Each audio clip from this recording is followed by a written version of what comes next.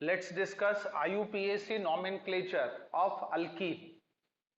Alkenes are aliphatic unsaturated hydrocarbons जिसके अंदर carbon carbon के बीच डबल बॉन्ड होता है। अब अल्कीन्स को IUPAC नेम देने के लिए हमें कुछ रूल्स फॉलो करने होते हैं। तो सबसे पहली बात, हमें लॉन्गेस्ट और कंटिन्यूअस चेन कार्बन की सिलेक्ट करना होगा और याद रहे उस चेन में डबल बॉन्ड का इंक्लूजन काफी जरूरी है। सो सबसे पहला काम, select longest continuous longest continuous chain of carbon atoms containing double bond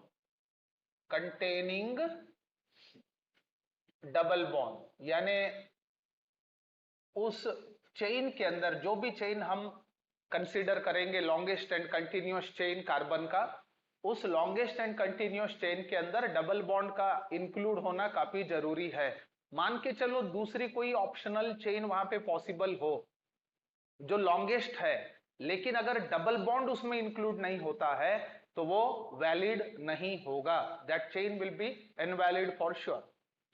अब लॉन्गेस्ट और कंटिन्यूअस चेन सिलेक्ट करने के बाद अगला हमारा प्रोग्राम होना चाहिए पेरेंट अल्कीन का कंसीडर होना।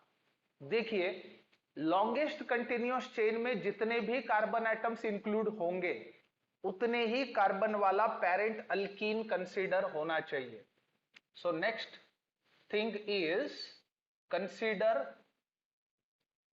Parent alkyne. Consider parent alkene. अब मान के चलो 5 कार्बन हमारे लॉन्गेस्ट चेन में है तो हमारा पेरेंट अल्कीन होगा पेंटीन। अगर 6 कार्बन आए तो हेक्सीन, 10 आए तो डिकीन, इस प्रकार से। अब पेरेंट अल्कीन कंसीडर करने के बाद हमें नंबरिंग करना चाहिए और इस बार याद रखें numbering is to be done from that end which is nearest to the double bond. So double bond जिस एंड से पास में आए उस एंड से नंबरिंग होनी चाहिए। सो numbering should be started from that end which is nearest to the double bond।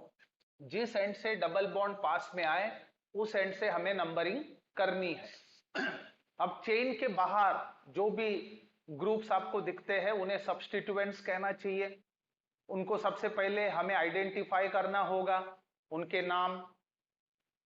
अब याद रखें अगर सब्स्टिट्यूएंट सेम हो तो for same substituents use suitable prefixes.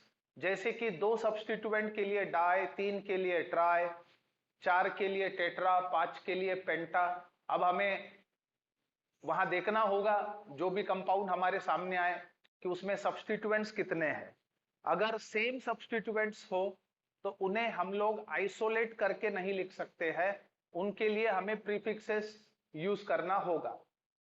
और डिफरेंट सब्स्टिट्यूएंट्स लिखते समय हमें अल्फाबेटिकल ऑर्डर के हिसाब से ही लिखना चाहिए। सो फॉर सेम सब्स्टिट्यूएंट्स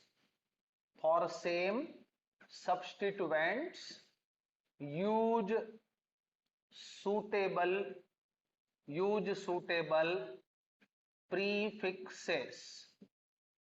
लेकिन अगर सब्स्टिट्यूएंट्स डिफर करे, मान के चलो एक इथिल ग्रुप है दूसरा मिथिल ग्रुप है, तो ऐसे में हमें देखना चाहिए कि अल्फाबेटिकली किसको पहले लिखना। जैसे इथिल का ई पहले आ रहा या मिथिल का एम, ABCDE, अल्फाबेटिकली इथिल का ई पहले आ रहा, दैट्स वाई हमें इथिल को पहला प्रेफरेंस देना चाहिए। सो याद रखें different substituents are written according to alphabetical order order. अब देखिए सारे सब्स्टिट्यूएंट्स अगर लिख के हो जाए तो हमें सबसे पहले रूट लिखना है। अब ये रूट क्या चीज है, जैसे अल्कीन, अल्कीन के अंदर एल के रूट होता है और ई जो है वो सफिक्स है। तो मान के चलो पेंटीन हमारा पेरेंट अल्कीन है, तो पेंटीन में पेंट हमारा रूट है और ई जो है वो हमारा सफिक्स है। तो सबसे पहले हम क्या करेंगे, रूट मेंशन करेंगे। रूट लिखने के बाद हम डबल बॉन्ड की पोजीशन इंडिकेट करेंगे। मान के चलो डबल बॉन्ड अगर पहले कार्बन पे है तो पोजीशन 1 होगी, डबल बॉन्ड सेकंड कार्बन पे है तो पोजीशन 2 होगी। अकॉर्डिंगली हम वहां पे मेंशन करेंगे और पोजीशन मेंशन करने के बाद हम लिखेंगे सफिक्स, दैट इज ई। तो वो होगा हमारा complete IUPAC name. So mention the root, then indicate position of double bond followed by suffix ENE। यानी पहले रूट लिखेंगे, रूट लिखने के बाद डबल बॉन्ड की पोजीशन और उसके बाद हम लिखेंगे सफिक्स ENE। अब यहां पे एग्जाम्पल के तौर पे हम देख सकते हैं, कंसीडर दिस केस। अब मान के चलो ये हमारा अल्कीन है जिसे हम IUPAC नेम देना चाहते हैं। This is suppose to be the alkene जिसको हम IUPAC नेम देना चाहेंगे। सो मान के चलो ये हमारा अल्कीन, अब इसको हम IUPAC नेम देंगे। तो पहला रूल कौन सा, select longest and continuous chain of carbon atoms containing double bond. इसका मतलब ये जो दो कार्बन आप देख रहे हो which are connected by means of double bond, दोनों के दोनों चेन में इंक्लूड होना चाहिए and chain must be longest and continuous. So 1 2 3 4 5, अगर आप ऐसे गिनोगे तो 5। देखिए जितने भी पॉसिबल चेन से सब आप काउंट करके देखेंगे। Second possibility 1 2 3 4 5 6 7, 1 2 3 4 5 6 7 8। so this is the longest and continuous chain of carbon atoms containing double bond।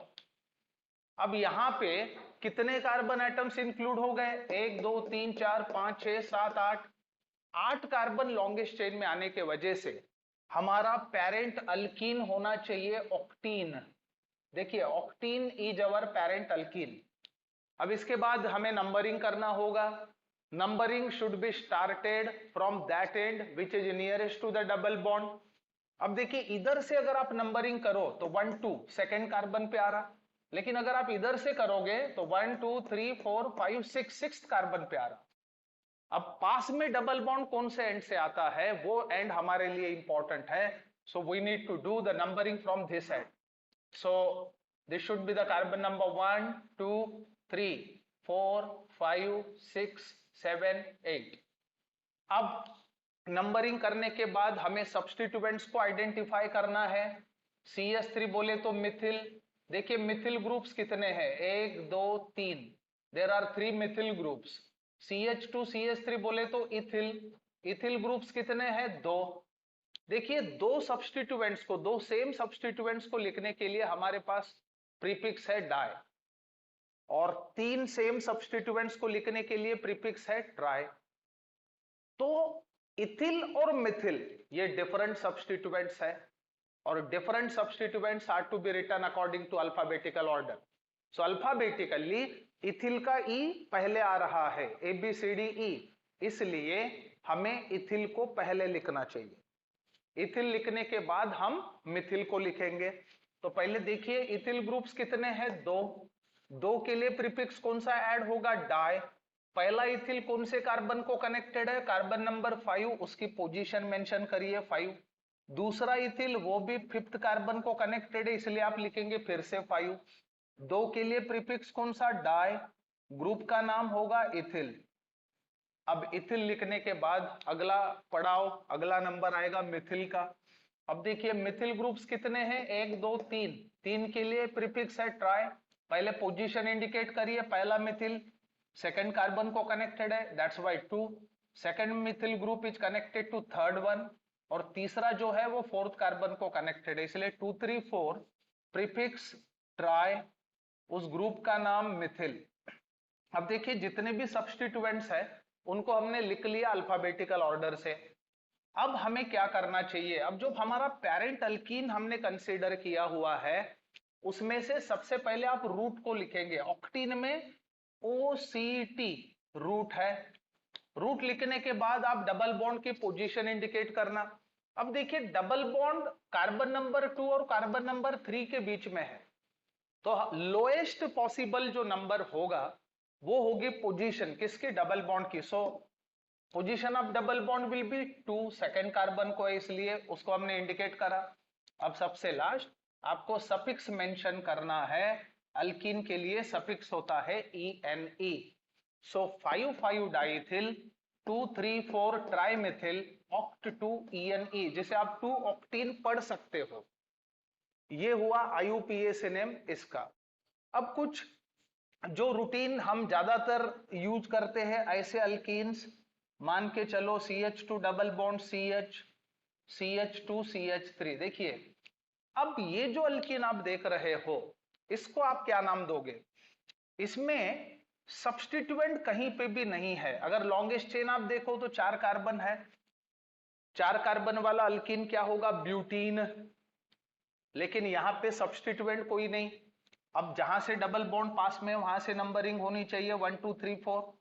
Position double bond की क्या है 1, तो यहां पे सीधे सीधे आप क्या करोगे, नाम लिखते समय ब्यूटीन है तो उसका रूट लिखिए ब्यूट, पोजीशन इंडिकेट करिए डबल बॉन्ड की 1 and then write down the suffix. So but 1 ENE, पढ़ते समय 1 ब्यूटीन पढ़ा जा सकता है। अब इसी का पोजीशन आइसोमर हम लोग देख सकते हैं, ये वाला अल्कीन। अब इसका क्या नाम होगा, इसके लिए भी सेम रूल्स आप फॉलो करेंगे। लॉन्गेस्ट चेन जिसमें 4 कार्बन है तो ब्यूटीन पेरेंट अल्कीन होगा, नंबरिंग किधर से भी करो, डबल बॉन्ड की पोजीशन सेकंड कार्बन पे आ रही, so numbering can be done from this end और from this end. Now what we need to do, we need to write root first of all but, then position and then suffix. So but two ENE इस चीज का नाम होगा। इसे पढ़ते समय आप पढ़ सकोगे क्या, 2 ब्यूटीन। सो आप इसको 2 ब्यूटीन पढ़ सकते हैं।